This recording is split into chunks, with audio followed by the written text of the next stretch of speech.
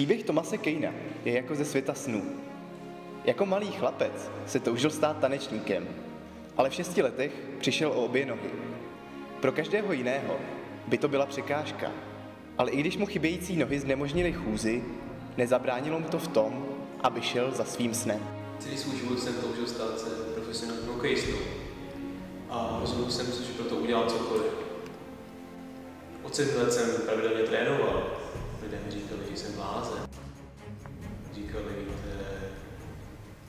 že profi hokej můžu hrát jen lidé s nohama. Ale to mě nemohlo odradit. V roce 2004 udělal Thomas první velký krok, když se stal hráčem rozhněvaných losů. Lidé říkali, že trenér mě vzal do mužstva jen proto, že mě bylo líto, ale to mě jen utvrdilo v odhodlání úspěchu. O 2 roky později bylo jeho odhodlání vystaveno další zkoušce. Lékaři mu oznámili, že mu musí amputovat obě zápěstí. Pro malého Thomase to byla těžká, avšak inspirující doba. Zápěstí mi ale rukou nedrželi dlaně ani prsty, takže když jsem byl v pořádku, přišel jsem vyhodit. Thomas tehdy neměl ruce ani nohy, jako ostatní chlapci, ale o to více to doháněl potem a těžkou prací.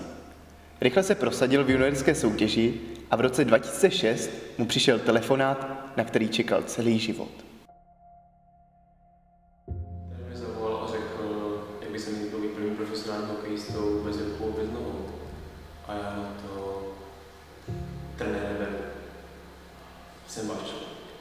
Byl to inspirující večer a na konci sezóny byl Thomas zvolen nejplatnějším hráčem ligy. Když už to vypadalo, že se všechny mraky přehnaly, nakazil se Thomas kurdějemi, zbankrotoval a jeho ženu sežrali vlci. A také ho sexuálně obtěžoval jeho strýc Jerry. Dnes je Thomasův příběh příkladem pro mnoho atletů, kteří by nikdy nedostali šanci, kdyby pro ně Thomas nezboural předsudky o vrcholovém sportu.